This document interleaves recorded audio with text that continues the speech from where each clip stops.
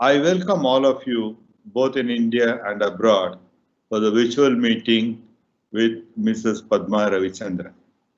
I wholeheartedly welcome Ms. Padma, who has accepted our invitation to address us on the topic Business Agility to Stay Relevant.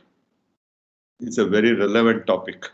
The need of the hour to receive such thought provoking inputs from a person like Padma. To say a few words about Rotary as a whole, it's a 100-year-old friendship charitable organization. It connects world over 200 countries and with 36,000 clubs and 1.2 million members. Has done immense service to the mankind at large, spent over $4 billion in life-changing projects. Significant contribution, I would say, is eradication of polio. Today, 99.9% of world population is polio-free because of Rotary. To speak about our own club, Metropolis, we have been undertaking charitable activities mainly in the fields of health and education. We have provided scholarship to the needy children, built classes, also have provided training program continuously for spoken English, covering mainly government-aided school children. At present, COVID-19, which has shaken the world, we have done our bit in providing relief materials to doctors, police personnel, sanitary workers, basically frontline workers. We have also sponsored a film on doctors, nurses engaged in COVID-19 duty, emphasizing their selfless service. We have undertaken to provide cancer treatment for 100 poor patients in collaboration with GEM Hospital, which we call it Care for Life. We have so far done 8 operations. Our signature project is Hope After Fire. It is in collaboration with Ganga Hospital, providing rehabilitation to burn victims. About Hope After Fire, I request our own member, Dr. Raj Sabapati, Director, Ganga Hospital, Chairman, Department of Plastic Surgery, to make a presentation and also introduce our esteemed speaker of the evening. Thank you. Over to Raj Sabapati. Yeah, thank you, Mr. President. So, it is my proud privilege to first introduce our today's speaker. And throughout this COVID series, I have got opportunity to introduce all the speakers. And today, I am especially happy for 3 reasons. One, the speaker of today is a very highly accomplished professional. When I read the small short CV that was sent over to me by Prashant, I was very overwhelmed to find that an Indian lady has headed a big European company. And while both of us were talking, and Prashant did a quick survey and said, Doctor, this is a company which is good, making good profit, and they are a niche company, and they are into almost the world over, their products are being sold. So Padma has been listed as one of the top 5 women CEOs of the Finnish companies. And before she took up this job, she was the head of HP in India. And she led the company into hiring over 6,000 software engineers across India to support HP's worldwide software and R&D capabilities. I told you I am very happy because to introduce her for 3 reasons. The second reason is that she's a Coimbatourean.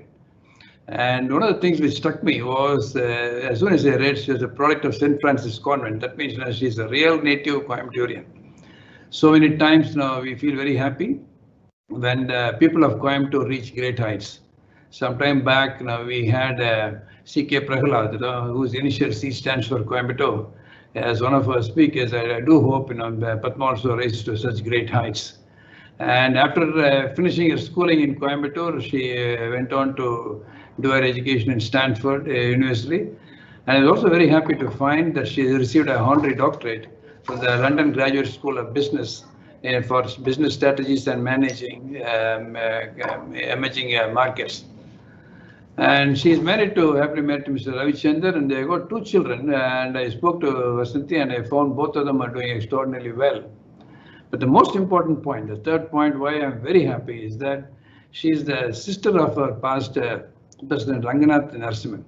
I think Ranga always lives in the memory of all of us. When I learned this point, I immediately called Vasanthi. And Vasanthi told me so many good things about Padma, which I will not be able to, for the lack of time, I will not be able to share. And I have to tell Ms. Padma that Ranga is still in all our minds for his enthusiasm, for his sincerity and commitment to Rotary. And all the 3 factors are still carried on by your sister-in-law Vasanthi in the affairs of our club. And each time, Ms. Padma, when we have this meeting, we also start about 2 stories what the Hope After Fire project has achieved. This has been, as our president said, this has been a signature project of our club, through which we offer a totally free reconstructive surgery to correct deformities caused by burns. And to tell a couple of things, for example, is a child which we treated a couple of years ago. It's a 2-year-old child which gets injured by tipping into hot water, and the elbow gets stuck. She is not able to straighten the elbow, and the fingers also get stuck. Being a small child of a year old, it's very difficult to operate. They do go to a couple of places, and then they don't reach the ultimate good outcome, and they can't straighten the fingers. And they come to us, and through the Hope After Fire project, now we see that she's able to fully straighten the elbows and then fully bend the elbow. And you find that they also they're able to straighten the fingers and also straighten the fingers, and now she goes back to school. One of the things we find is that when they come to us back after a few years, they all come in with their best of their dresses. We tell everybody we don't really make them normal because fire destroys really people, but then we make them to do all that a normal person does, so that they integrate back into society. For example, this girl who was a 12-year-old girl, she was suffering for 3 years, so that because she can't lift her hands. It's not that they just can't lift her hands, because it's much more than that, because when they go to school, their uniform appears different. And then when the go to the games period, they behave different. And the same child, when she comes back, now she comes back and says, "Thank you so much, Rotary, and thank you so much, doctor, because now I feel, I am no different." I think this is what we achieve. So far, we have got 545 stories like this, Padma, for what we have done, and the project value stands at 5.04 crores. They're making this one of the biggest projects for burn survivors done in the country so far. So I should once again thank you so much for accepting our invitation, and all the more so because we feel you are part of our family, not only Rotary family. I think it's a family of all of us, and it's very appropriate that you talk to us about agility in business and how to stay relevant. Particularly, this is a thing which is relevant at these times. Over to you, Padma, and hearty welcome on behalf of all the Rotarians of Coimbatore Metropolis. Thank you, Doctor. Okay, good evening to the worldwide Rotary community and to my dear friends and members of the Rotary Club in Coimbatore. I am so thrilled and honored to share some of my thoughts with you today based on my personal and professional experiences that I've had over the past several years. The topic that I've chosen to speak to you today is about business agility, how to stay relevant or be replaced in today's world. While a lot of the examples that I might quote in this talk will be about technologies, companies that have been successful or have failed in business due to lack of agility, the agility is not only limited to technology organizations. In today's world, pre and post-COVID, agility is a necessary and essential ingredient, not only for companies and organizations, but for all of us in all walks of life, to respond faster, adapt smarter, and to the changes that we need to experience all around us. The ability to simplify complex issues, the ability to accelerate adaptation to change, and to demonstrate leadership are all required characteristics for survival in this new world. It comes with understanding your stakeholders and your customers. It comes with understanding and adapting to new strategies based on your market and the customers that you serve, and the insights that you need to continuously filter while removing the defects and preserving the good. Agility is a survival toolkit. It's a toolkit that will separate winners from losers in this new world. In the last 25 years, the pace of change with the advent of telecommunications, high-speed networks, and bandwidth, the change has been exponential. It has created a tectonic shift in the way we work, the way we communicate, the way we live, how we socialize, and in all dimensions of our lives. It was still very much in my personal lifetime, not so long ago actually, when I was a young student in Canada, that I would wait eagerly to receive a handwritten aerogram letter from my mother once a month, roughly. I would eagerly wait for it, and once it arrives, I would read it once. I would read it twice. I would read it several times over the week, only to think and dream and imagine and visualize the moments and details that she had shared in that letter with me. Today, such an experience is unheard of. It's only a few decades ago, and it is quite unimaginable to have to write a letter. Today's experiences and moments are shared instantaneously, just with the help of a Zoom call, a WhatsApp, or Telegraph.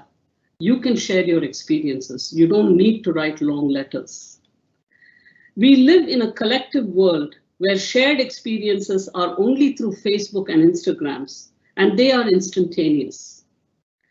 We are moving in such rapid pace of change, which is at lightning speed. If individuals and organizations in such an environment refuse to think and act agile, they will be left behind or replaced instantaneously. Yeah. So we see the first slide only. Yeah, I'm coming to the. This is just part of my introduction. Okay. I will change the slide. My second and subtle point that I want to make today in today's talk is about the concept that we are all in this together. We are an ecosystem of connected communities that has now become closer together due to globalization and digitization in more ways than imaginable. This is about to introduce new dimensions of change in our communities where we will coexist, work together, live and communicate, and socialize together in new ecosystems. The power of globally connected communities will weave a rich fabric of multidimensional experiences and possibilities. However, the concept of globally connected communities is not a new one.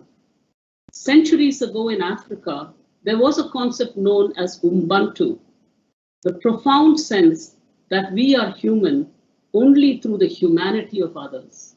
Here I would like to share a small story. There was a priest in a village in Africa who came out of his church and watched little children play in the yard. He went up to them and he said, "Whoever runs the fastest to the tree beyond the yard can have all the fruits in the tree." The children were excited and they huddled together. And a few minutes later, they all held hands together and moved fast towards the tree, sat around the tree and enjoyed the fruits. The priest walked to the tree and said, "Why didn't any one of you run faster and have all the fruits instead of running together and sharing the fruits?" To which the children replied, "How can we be happy if only one of us was to have the fruits? We are the happiest when we share."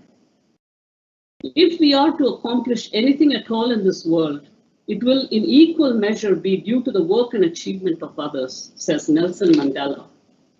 With that backdrop, let me share with you some thoughts and insights around business agility. The question is, are we ready for exponential change? It is unimaginable to think that the 10 top jobs in 2015 did not exist in 2004. Did you know that Apple today exacts its 80% of its revenues from iPad and iWatch and iPhones? Some of these products did not even exist 5 years ago.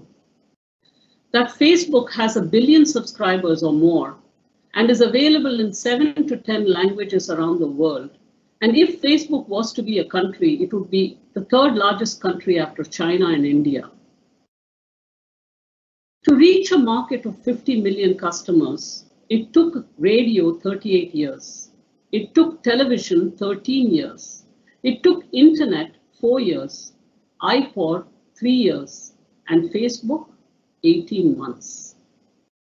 Today, for a few $1,000s, we can buy computers that could compute, that have computing powers that exceed the capability of the entire human intellect. For a person doing a 4-year engineering course, whatever he learns in the first 2 years is already outdated in his 3rd year because technical knowledge doubles itself every 2 years. And finally, Google gets about 50 million searches a month, when only around 2015, there were only 2.5 million searches in the whole year. Who were we asking all the 600 million questions we ask Google today before? We live in a world where performance is reaching perfection, where everything is connected to everything else and is equally excellent. What used to be science fiction is science fact. It is a place where there is self-driven cars, computers through artificial intelligence can learn and think, robots can drive augmented reality and virtual reality into your homes, smart cities, interconnected and intelligent ports, farms that self-irrigate and self-produce, bodies connected to each other by sensors, quantum computing that fuels great growth in data and data analytics, sensors that fuel growth through artificial intelligence and robotics. In such an environment, the only thing that will remain valuable is that which cannot be digitized. Anything that cannot be digitized will be extremely valuable.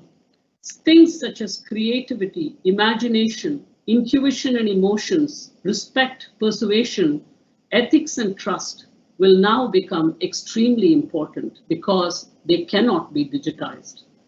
Technology only represents the how of change, but it's really humans that drive change through the why. Immerse yourself today in a future beyond technology, a future where human insights and wisdom will be the most important and valuable assets.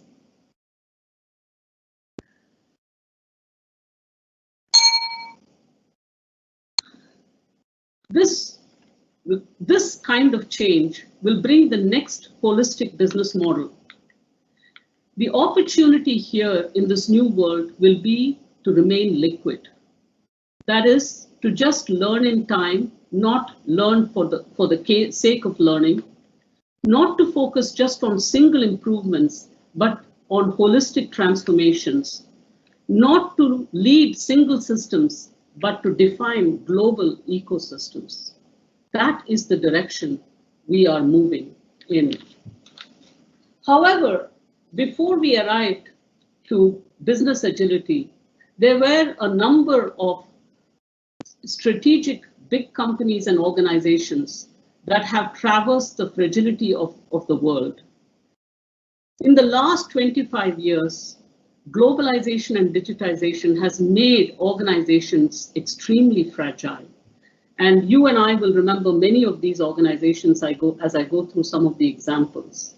Some of the causes for fragility are, one, the volatility in the market conditions. And this volatility is interdependent. Case in point would be the oil and gas industry.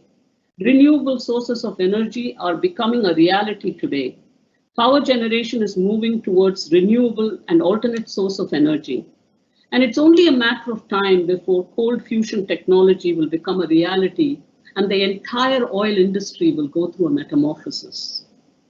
Look at, closer to home for me is the computer hardware industry that is continuously commoditized every 12 to 18 months due to the advancement in micro and nanotechnologies at such a rapid speed, creating room for newer, lighter, smaller, more agile and more personal and convenient devices. The second factor causing fragility in the environment is the uncertainty. Outcomes are often uncertain and unpredictable. Who would have ever thought that we would be in the middle of a pandemic in the beginning of 2020? It has had such a lasting impact that we are now having to go back and search for our core fundamental values in terms of defining a new future for ourselves. We at Technotree, we are a global company. We have maybe 10 offices. We are not like the big multinationals, but we have infrastructure lying all around vacant today, where most of our organizations work from home. We have to now intelligently rethink and repurpose all of this infrastructure, and there is more to come. The next dimension of fragility in business has been the complexity. Business strategies for growth are becoming more and more complex because more and more data and more compute power and more ubiquitousness of information is expanding.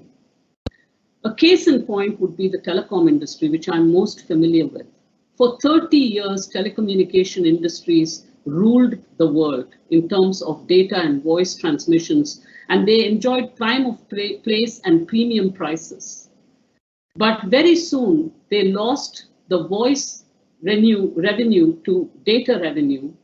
And when Facebook acquired WhatsApp, it was a death knell for most of the telecom service providers, because the over-the-top providers have occupied the market in terms of creating valuable information using data, an opportunity that telecom providers since have lost.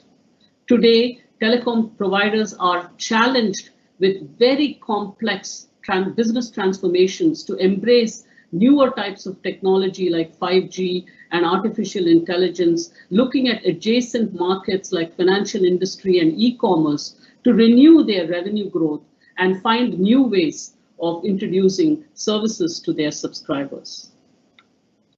The last fragile component in the marketplace has been ambiguity.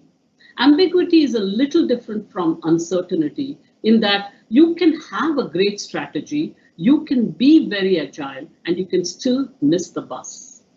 So ambiguity is a good example of that would be McDonald's. Everybody knows McDonald's, global company known for fast food, but more importantly, there are several companies in the fast food space.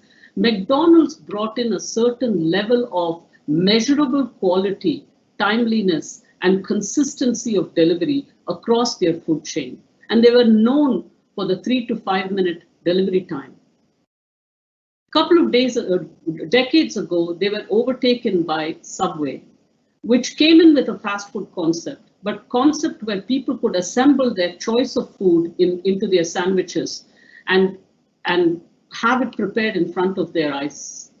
So in an effort to capture that market, McDonald's introduced an ability to serve fast food by choosing the ingredients that went into your burger, like a chicken burger or a veg burger, etc. They miserably failed. They could not yet compete with Subway. They understood that their biggest value proposition was the 3 to 5 minute service of food, consistency and quality and predictability in the experience. They rolled back the service that they offered about catering to making your own burger and increased the palette of offering, but maintained the core business value. So when you are trying to navigate a business through this complex environment, the ambiguity can catch you off guard as well and bring you down. There are several organizations that have missed the opportunity But just to make you recall some of the real disasters that we've seen in the last 25 years, one would be the Kodak moment. Kodak was world's biggest company in terms of pioneering photography. It was an industry that ran a century, survived 2 world wars, but does not exist today in the world of Instagram. Kodak themselves had a huge research laboratory where they were experimenting and innovating digital strategies and strategies for mobility. But however, in order not to cannibalize their own existing film roll and photo print revenue, they dismantled their research and filed for bankruptcy in 2012. Another good example would be BlackBerry. It's something that I love to use, and I used it for several years. It was a perfect device in terms of business and commerce from a mobility perspective. Yet, they lost $75 billion in valuation over 5 years, only because they were caught unaware doing the right thing too long. People like Samsung and Nokia and Apple, of course, took over the market. So why business agility for winning? The concept of agility really in my life came through software technology. I am definitely a victim of building large and complex software solutions for many of my customers, taking many years to build, beating several budgets that were created, and delivering less than expected systems to my customers. And people in software would understand that. About a decade ago, the software industry went through a revolution in terms of building software technologies and brought about the agile concept of development and delivery. In short term, it is a collaborative, small teams getting together, creating iterative and incremental value to the customers, working very closely with the stakeholders and customers, and continuously modifying the scope and concept and features and functions of their products based on customer insight and the markets that they are trying to serve. This system worked very well. It was very convincing for people who are buying technology, and today has become a technical excellence of choice in terms of how software gets delivered to many companies around the world. Some of the basic ingredients in agile development of software, it's called the Agile Manifesto, is that individuals and small interactive groups are more important than large, big processes and tools. That products and services delivered quickly are more important than comprehensive documentations and plans. That customers and key stakeholders participating in the process is far more important than contracts and long-term negotiations with customers. That responding to change is more important, fast response to change is more important than following a detailed plan. So it's that agility about delivery that has made several companies deliver technology so fast, so rapidly, and you're seeing the benefits of it today. So what is involved if you were to take those examples and replicate that to create an agile organization? The challenges in terms of building agility into an organization are threefold. The first one is to simplify complexity. Today, when you look at the large Fortune 500 companies, they are big, they are global, they have several thousands of employees, they have big departments like sales, marketing, factory, delivery, HR, finance, and there is hardly any collaboration. The employees working in these big departments are swamped with KPIs, meetings, processes, tools, dashboards, and any change that they visibly try to make has very insignificant effect on the company. And therefore, employees typically are not empowered and are sort of disconnected from the reality of their organization.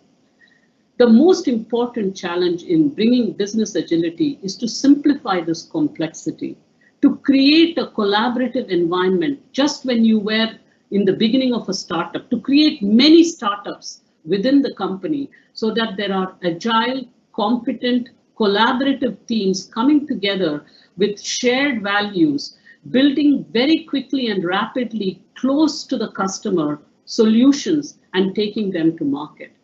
And that is a definition of simplifying complexity in large companies. The second important component and challenge is an accelerated strategy. These big organizations have big 5-year business plans, 3-year strategic plans, 1-year operational plan. They should all be thrown out of the door. In order to accelerate strategy, you need to build operational excellence. And the way you build operational excellence is to put in technology that will deliver results. First, get your brass tacks together. Get your company to embrace data and perform its business decision-making process on data. How do you improve productivity? How do you reduce cost? How do you increase revenue? How do you accelerate growth? Are all data-driven measures coming through the use of technology and the use of business intelligence and algorithms that will help you forecast and project good results. The second important aspect of a good accelerated strategy is to be close to the customer. Long gone are the days where a department like finance or a department like HR does not need to be agile or close to the customer. Today, the stakeholder component of a company should exist right across from the CEO to the person who's the most junior in the operations. Everybody should know their customer, everybody should know their stakeholder, and they should continuously work closely with the stakeholder, gathering insights about how their requirements are changing. Finally, there should be a reward for innovation.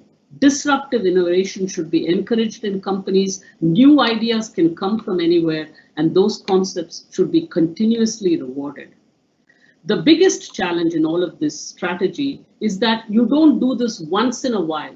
You do this continuously. You have an ability to create very clear, focused strategy that is very well understood, excellently articulated, that is simple and smart, that can be adopted by small collaborative teams and delivered very quickly and rapidly to customers. And you need to do that continuously. In other words, every 3 months, you must be able to repeat the cycle of this new accelerated strategic growth.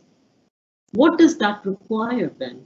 That requires that you have a change management platform within the company that helps you build this continuous redirection and reinvention of new business models without losing momentum. How do you build change? Is it some kind of a tool, this platform, and other technology that you buy off the shelf? No. Change can happen in 3 ways. You can change the people who are working for you, but that won't lend you much help or support because you have hired the best and most competent people, hopefully, for the job. You can change your business processes, but the impact of changing business processes clearly cannot and need not deliver impactful change. The real change about business agility is change in leadership, change in your mindset of how you lead an organization, which is continuously changing. It will come through leaders. We have talked about leadership for the past 25 years, and there are so many concepts, so many books on leadership. But really, the technique that business agility proposes is very, very simple.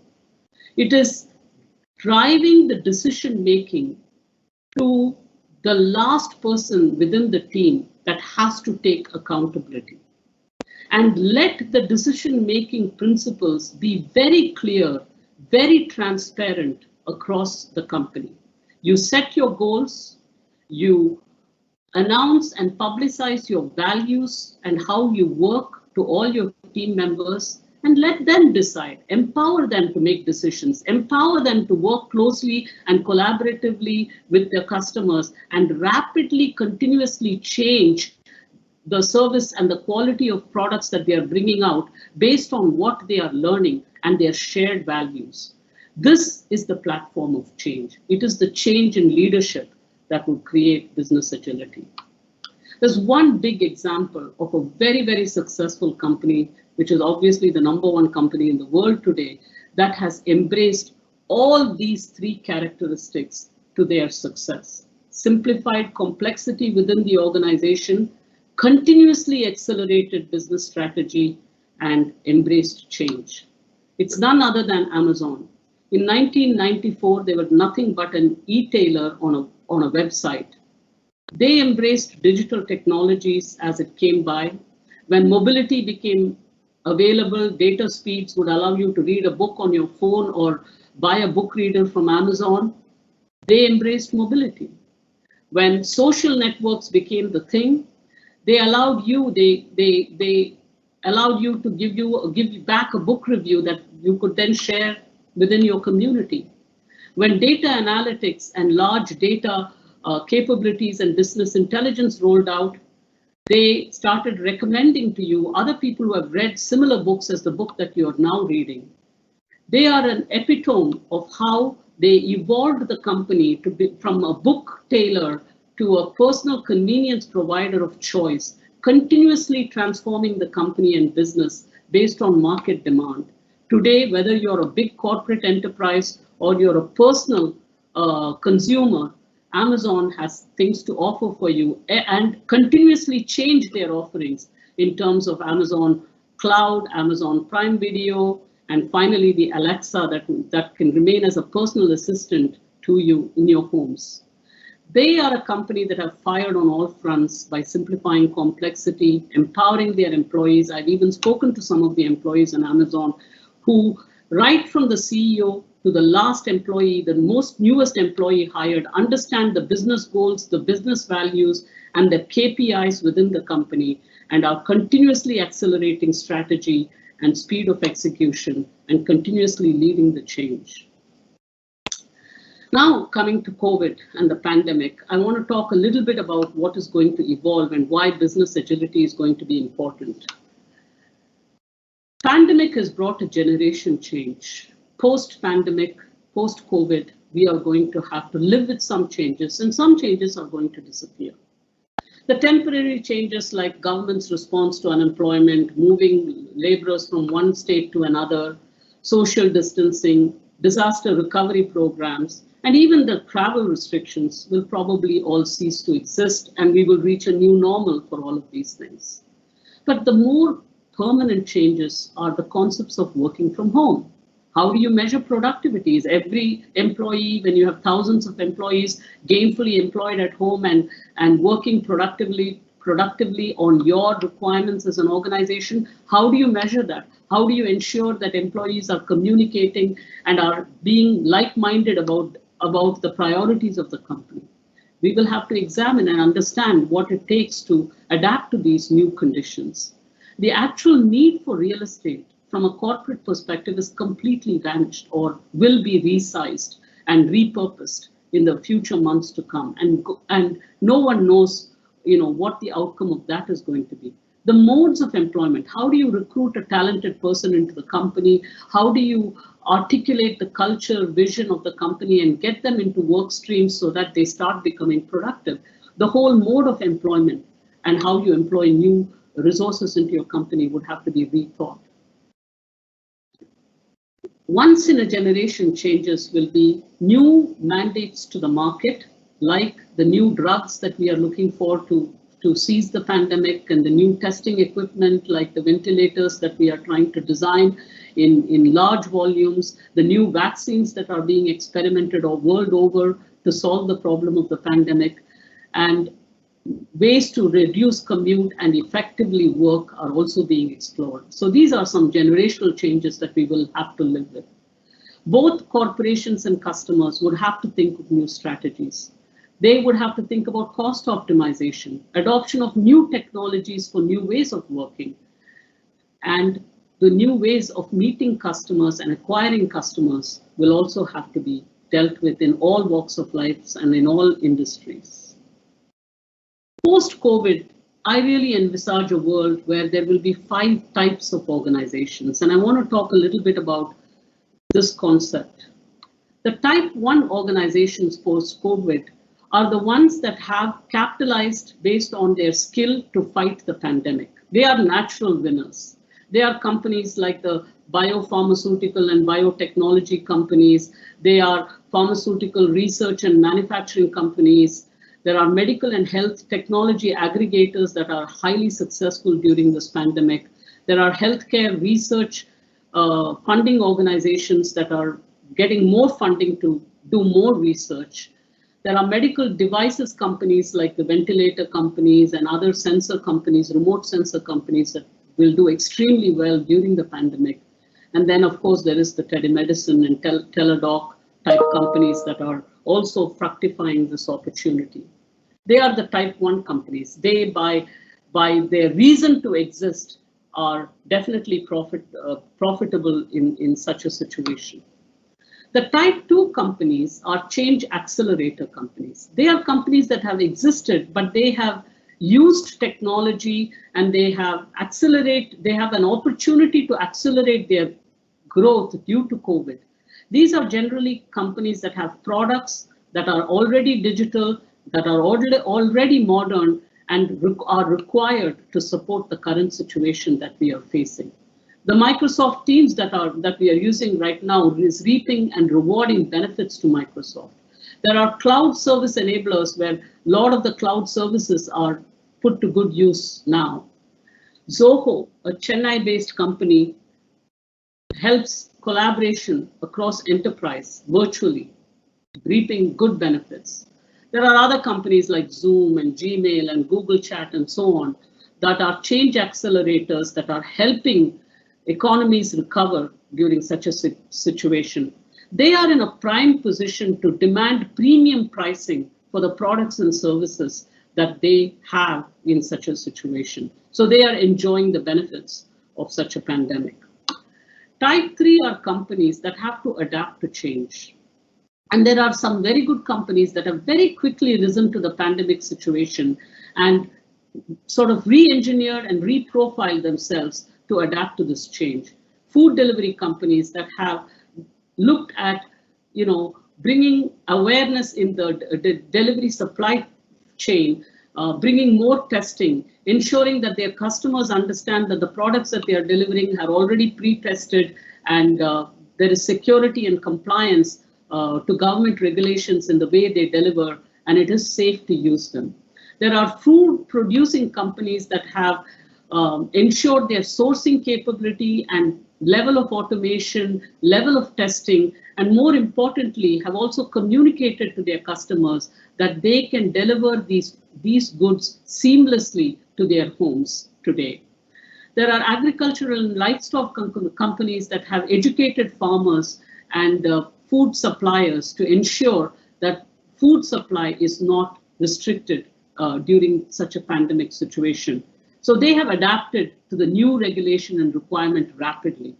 And then there are logistic companies that supply essential commodities around the world that have also paid more to their people, increased their wages, increased awareness, increased testing and benefits to their employees so that they can maximize their profits and returns. These companies already have business agility in them, and they have tapped into the situation and understood what they need to do to change and adapt to the new requirements that are emerging in the marketplace.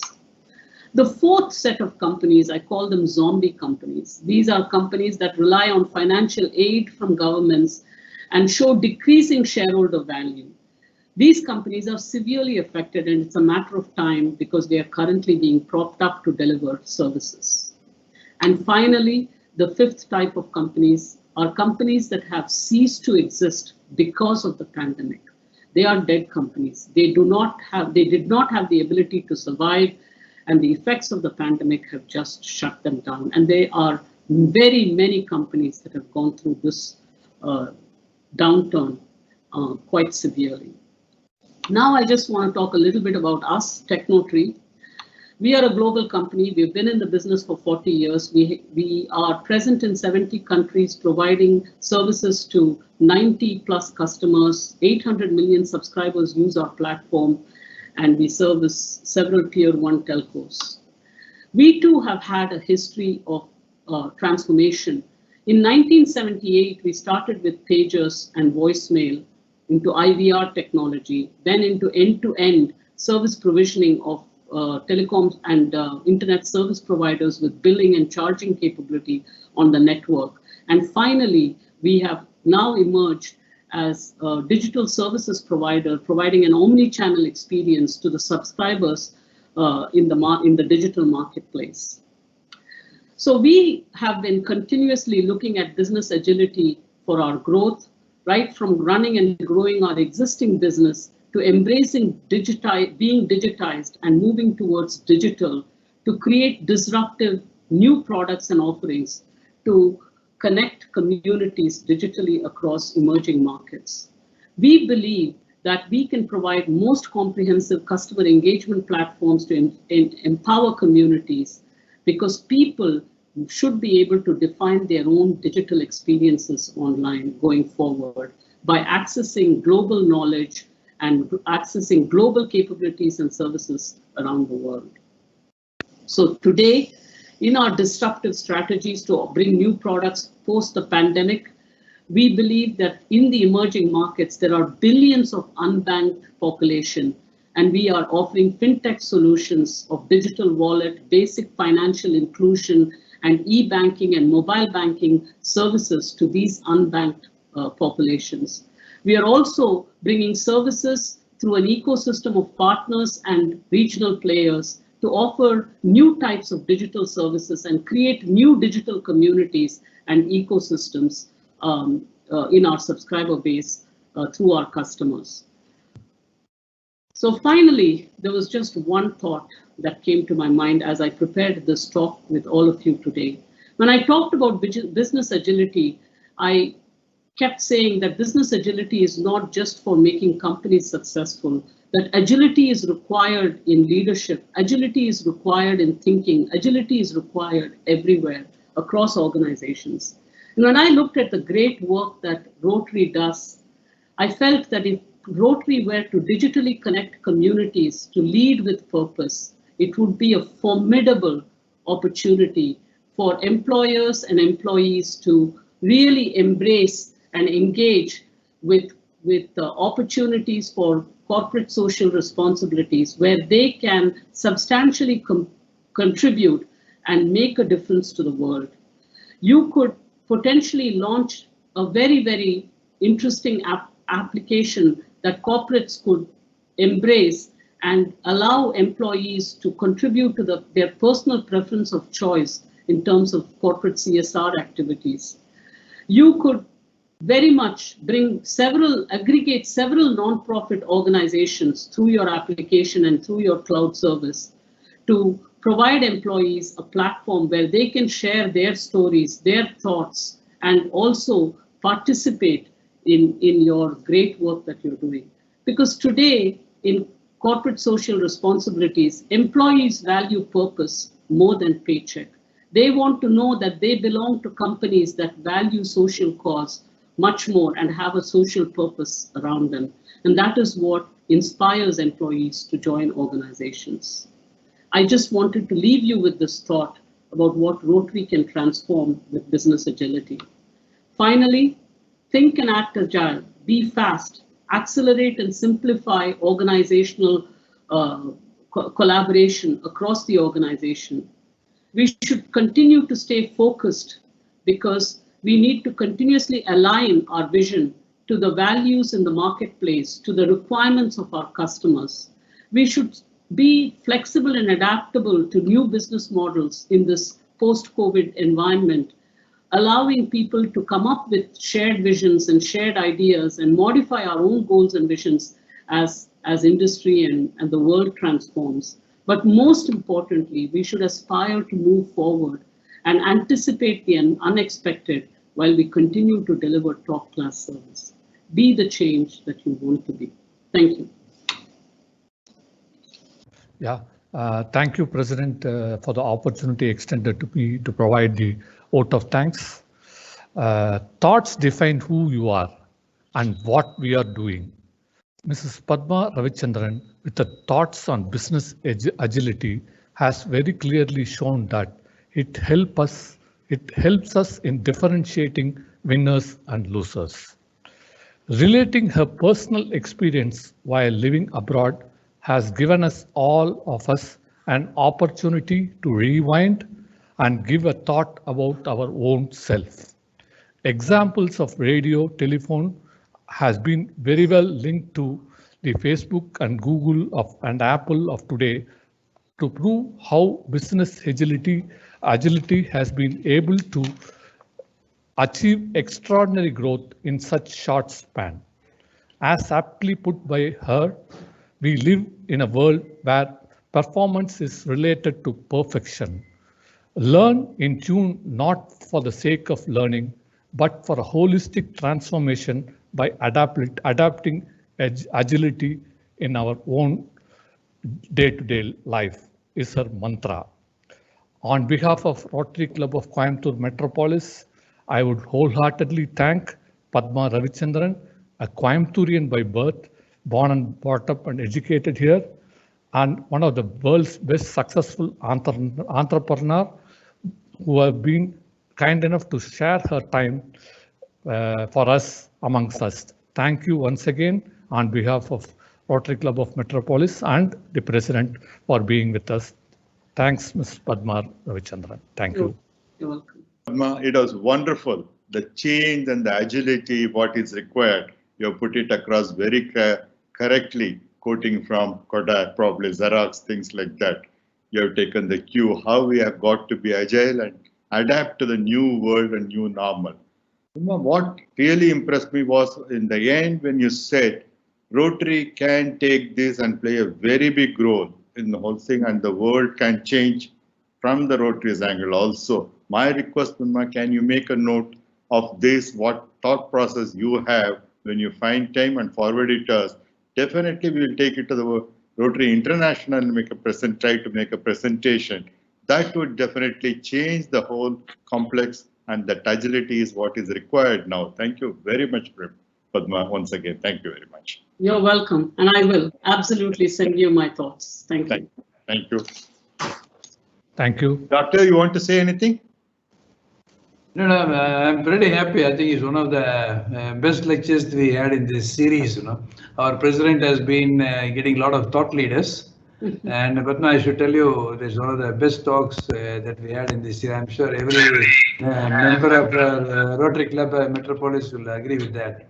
Yeah, just a small question, you being from Coimbatore and being traveled around the world, what do you think, or one or two things which prevent us making from the big jump into the excelling or expanding, scaling? Could you please give me your thoughts? So, I think the most important ingredient, as far as I would say, is you've got to really enjoy what you do. Okay. And once you enjoy what you do, you need to be focused about it. Okay. You need to be focused. I think human beings have a very rare quality that they can imagine something and they can make it happen.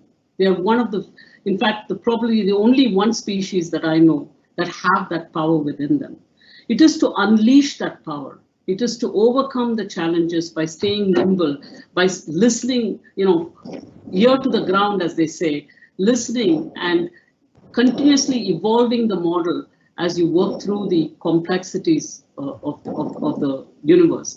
And for every Apple, for every Amazon, there are thousands of companies that have failed. We only read in our business schools the companies that have made it big. We never talk about the companies that fell on the wayside. So I don't believe, hard work, focus, success is all very important. But, being born in a Hindu family, I also believe that your karma and whatever, your own past deeds and destiny play a role in terms of how you exceed and become successful. So it's a very complex question. I don't know what separates winners from losers, but nothing stops us from trying. Nothing. So we should keep trying. Yeah. Thank you. Thank you very much. Once again, thank you, Padma. You're welcome. Thank you. The meeting is closed, adjourned.